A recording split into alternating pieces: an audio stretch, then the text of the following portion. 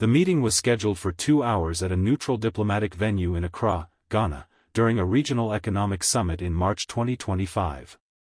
Senior officials from the U.S. State Department and National Security Council had requested the bilateral session with Ibrahim Traoré to discuss what they framed as areas of mutual concern regarding Burkina Faso's strategic partnerships and regional stability. The American delegation was led by the Assistant Secretary of State for African Affairs, accompanied by the NSC Senior Director for Africa and a career diplomat with extensive Sahel experience. They came prepared with talking points, intelligence briefings, and what they considered compelling arguments about why Burkina Faso's current trajectory, particularly its embrace of Russian military advisors and resistance to Western frameworks, was strategically counterproductive. The Americans expected a challenging conversation but believed that direct engagement with specific proposals and frank discussion of consequences could move Traoré toward positions more compatible with U.S. interests.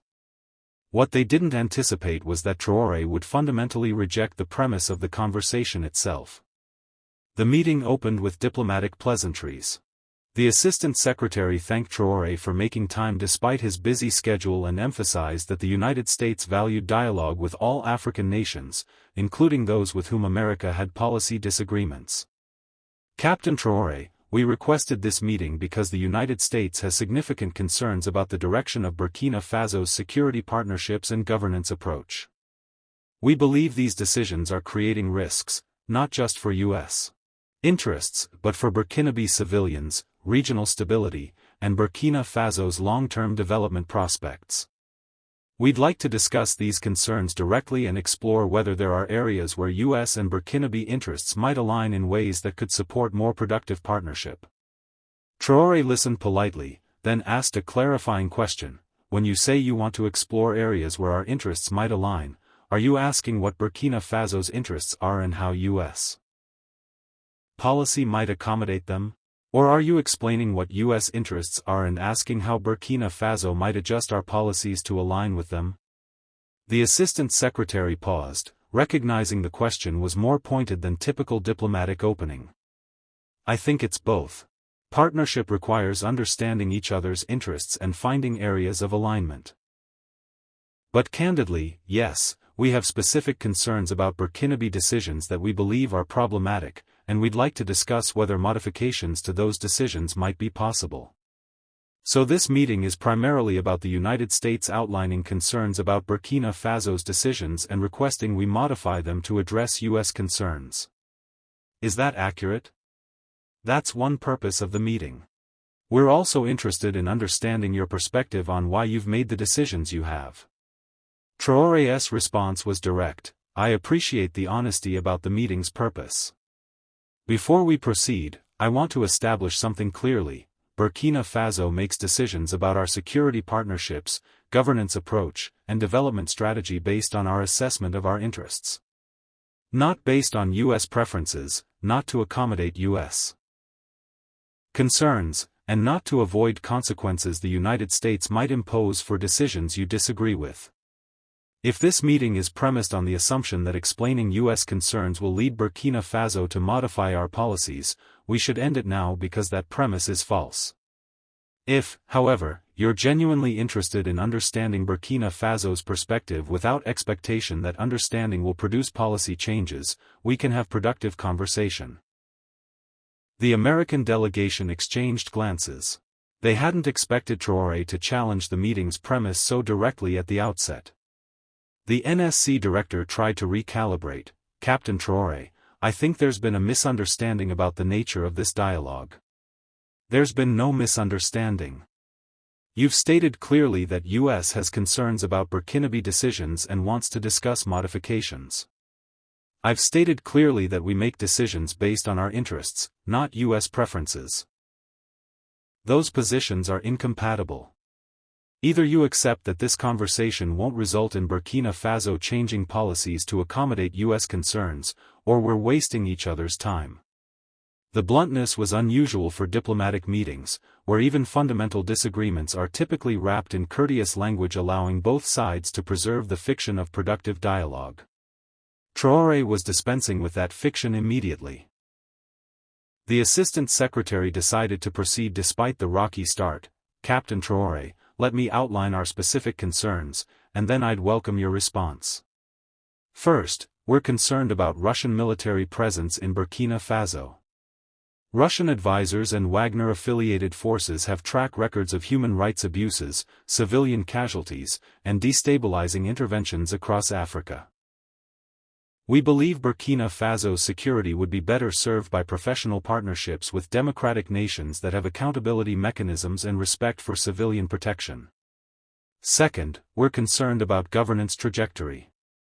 Military governments that seize power through coups rarely transition back to democracy smoothly. We believe Burkina Faso's long-term stability requires a credible plan for constitutional governance and democratic elections. Third, we're concerned about economic partnerships that create debt dependencies or lock Burkina Faso into unfavorable terms. Some of the Chinese infrastructure deals and mining contracts appear structured in ways that will constrain Burkinabe economic sovereignty long-term. He paused, then continued, these aren't just American concerns. They're concerns shared by many of Burkina Faso's neighbors, by international development institutions, and frankly by many Burkinabe citizens based on our diplomatic reporting. We're raising them because we believe they represent genuine risks to outcomes we assume you care about: security, stability, development, sovereignty. So my question is, are these concerns you share?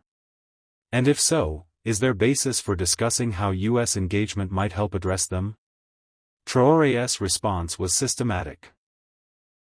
Let me address each concern specifically.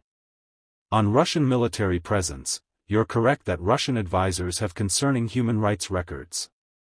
But so do French forces that operated in Burkina Faso for 15 years while security deteriorated dramatically. The difference isn't accountability. Neither French nor Russian operations faced meaningful consequences for civilian casualties. The difference is that Russians don't lecture us about democracy and human rights while conducting operations that violate them. There's value in that honesty even if operations are problematic. More importantly, Russian-advised approaches have produced measurable security improvements in 18 months that French-advised approaches didn't produce in 15 years. So when you say our security would be better served by professional partnerships with democratic nations, you're contradicting the empirical evidence about which partnerships actually improve our security. He continued without pause. On governance, you express concern that military governments rarely transition to democracy smoothly. That's historically accurate. But it ignores why military interventions occur. We removed a government that was widely seen as corrupt, unable to provide security, and serving external interests more than Burkinabe interests. Democratic processes had failed to produce government capable of addressing those problems. So your concern assumes constitutional democracy is inherently superior to military government regardless of performance.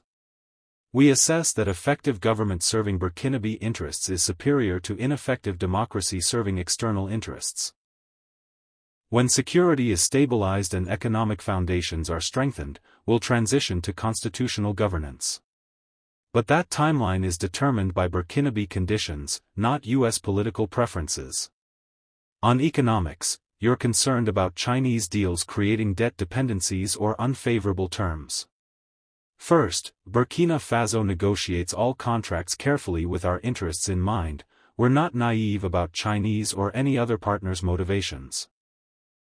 Second, the alternative you're implicitly suggesting is Western partnerships.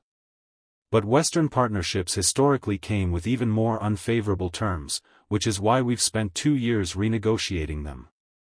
So concern about Chinese debt dependency rings hollow when it comes from nations whose own partnerships created dependencies we're currently working to reduce. The room was tense. Traoré had systematically challenged each U.S. concern with specific counterarguments, and done so in tone that made clear he wasn't seeking American approval or concerned about American reactions. The career diplomat tried a different approach. Captain Traoré, I appreciate your directness.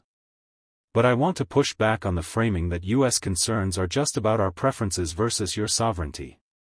Some things aren't preference-dependent, they're objectively problematic. Russian forces have committed documented atrocities. That's not American opinion, that's documented fact. Military coups undermine democratic norms. That's not preference, that's international consensus. I think you're dismissing legitimate concerns as mere U.S. interests when they're actually about universal values and standards. Traoré's response was cutting. You're arguing that certain values and standards are universal, not merely Western preferences. Let me test that claim. Is close partnership with Saudi Arabia, a monarchy with no democratic processes and documented human rights abuses, consistent with universal values? Is continued support for Egyptian military government that seized power through coup consistent with democratic norms? Is U.S. military presence in multiple countries without full transparency about operations consistent with accountability mechanisms you claim distinguish democratic partnerships? The answer in each case is no. Which reveals that U.S. foreign policy applies universal value selectively based on strategic interests. When partners serve U.S. interests, you overlook violations of values you claim are universal. When partners don't serve U.S. interests, you cite those same values as justification for pressure. That's not universal values. That's interests wrapped in values language. And I refuse to pretend otherwise. The career diplomat was visibly frustrated. You're creating false equivalence between imperfect partnerships the U.S. maintains for strategic reasons and Burkina Faso's embrace of Russian forces with explicitly predatory track records. I'm not creating equivalence. I'm identifying double standards. You criticize Burkina Faso for working with Russia despite human rights concerns while simultaneously maintaining close partnerships with Saudi Arabia and Egypt despite their human rights records. The only relevant difference is that Saudi and Egyptian partnerships serve U.S. interests while Burkina Faso's Russian partnership doesn't. So the issue isn't our values violations, it's that our partnerships don't serve your interests. Just be honest about it. 45 minutes into a scheduled 2-hour meeting, the conversation had become openly adversarial. The assistant secretary made one more attempt to find productive ground. Captain Traoré, I hear your frustrations with what you perceive as U.S. double standards. Some of your critiques have validity. But looking forward, is there any basis for U.S.-Burkina Faso cooperation? Because the United States has capabilities, development assistance, security cooperation, diplomatic support, economic partnership, that could benefit Burkina Faso if we could find framework for engagement. What would that framework look like from your perspective? Traoré considered the question, then answered, framework for cooperation would require the United States accepting several principles. First, Burkina Faso makes decisions about security partnerships, governance timeline, and economic relationships based on our assessment of our interests.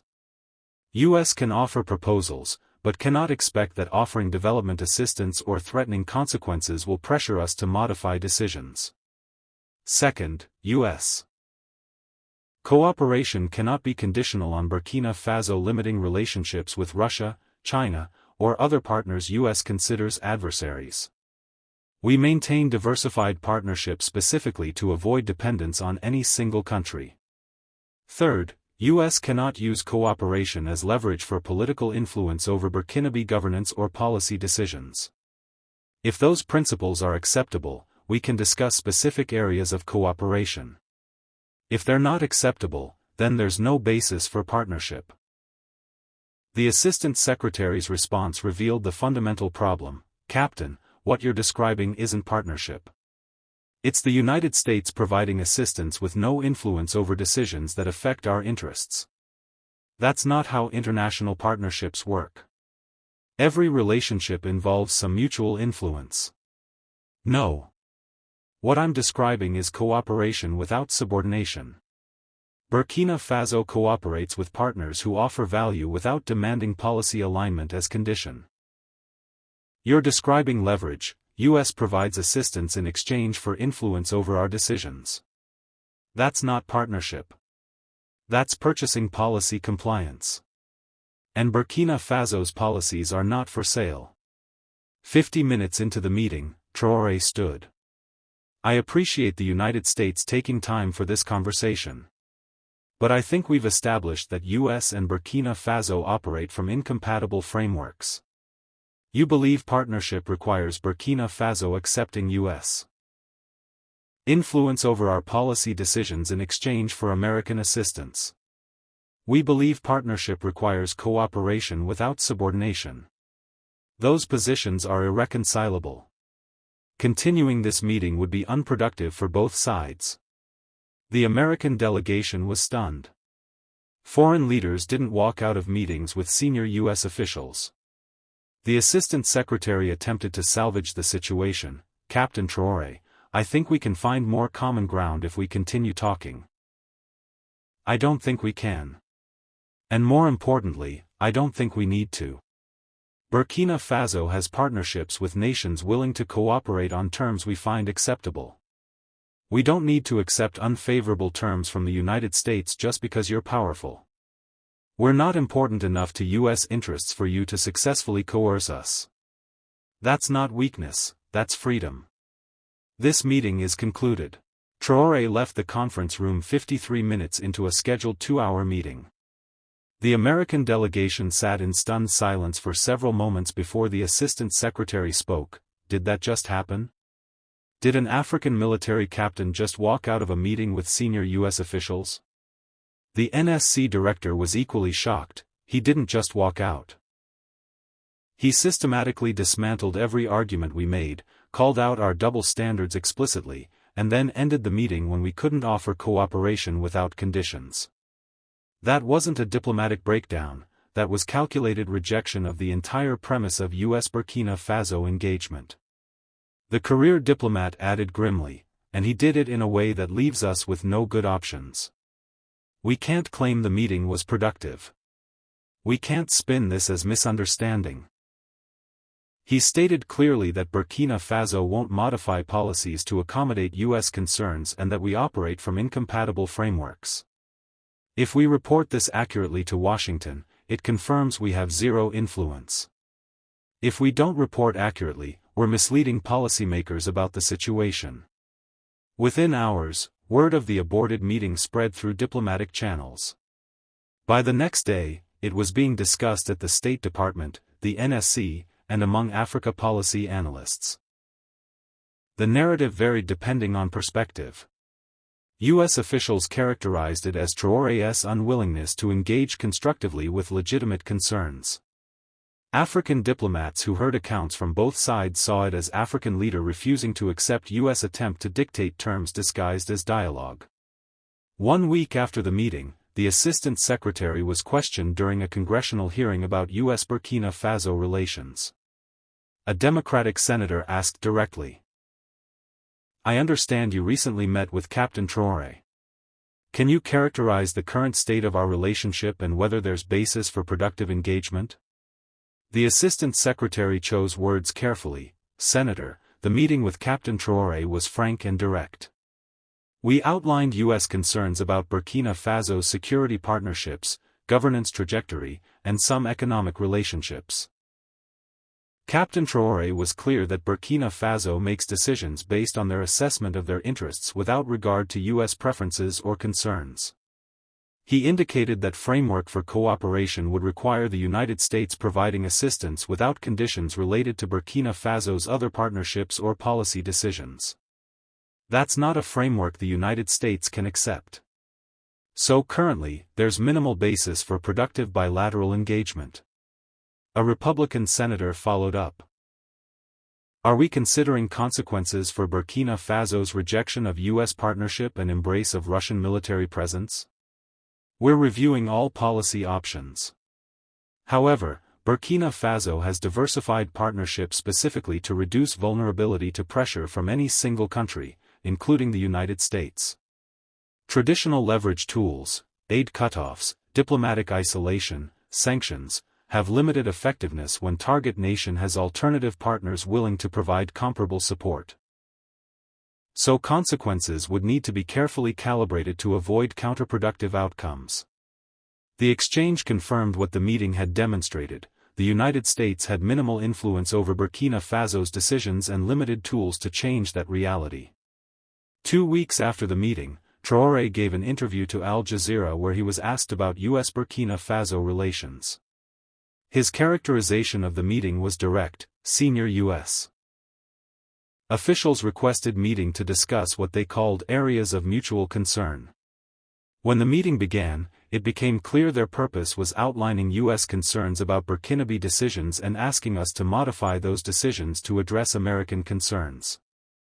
I asked whether they were interested in understanding our perspective without expectation of policy changes, or whether the conversation was premised on us changing policies to accommodate U.S. preferences.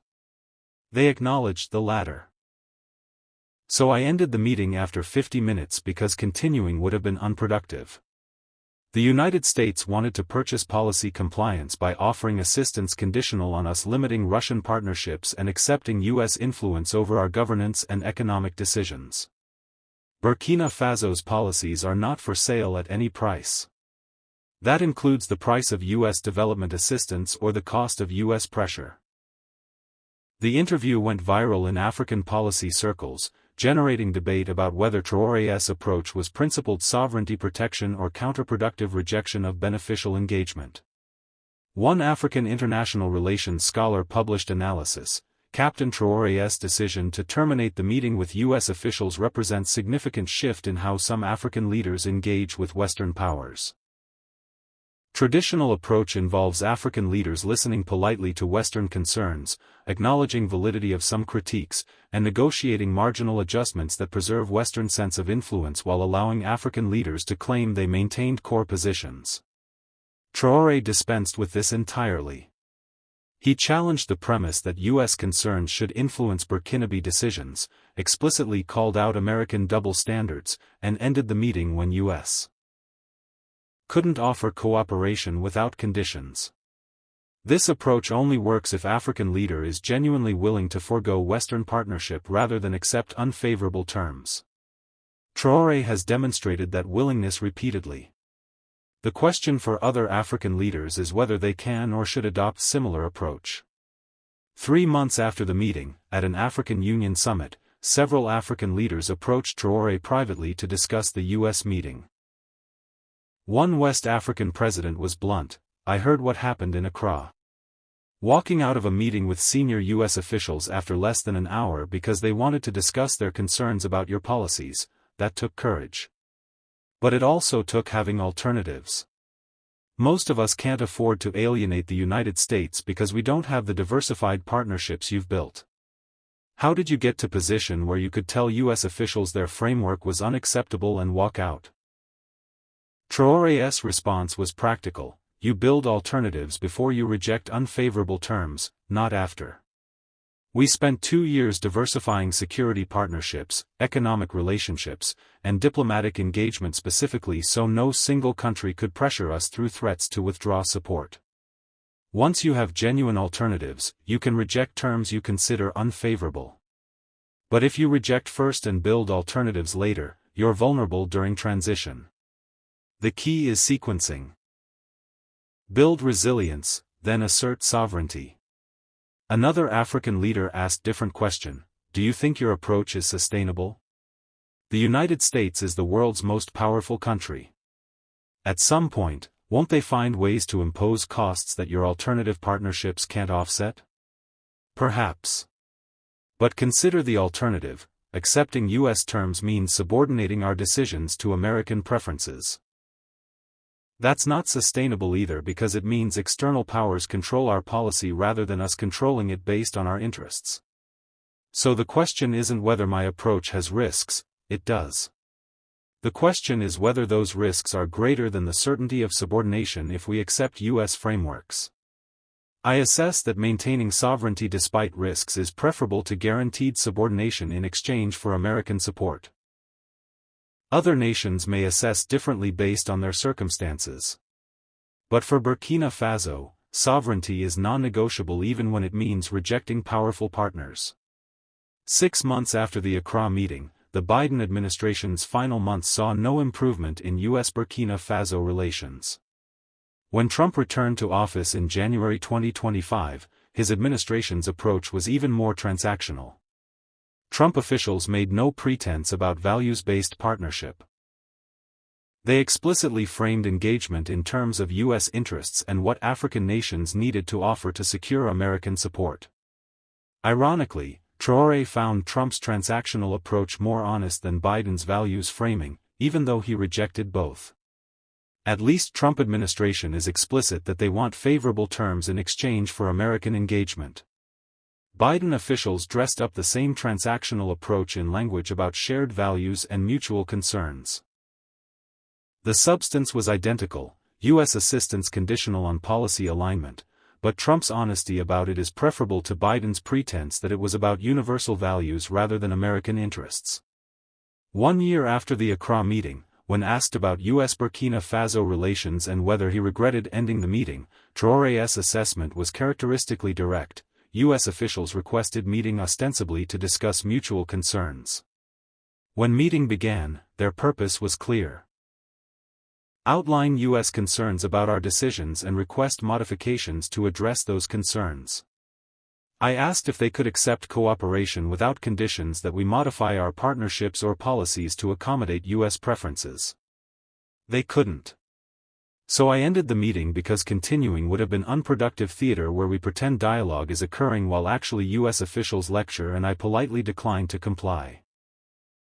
Better to acknowledge incompatibility directly and end meeting than to waste 2 hours preserving fiction of productive engagement. Do I regret it? No. The meeting confirmed what we already knew: U.S. wants influence over Burkina Faso's decisions as condition for partnership. We want cooperation without subordination.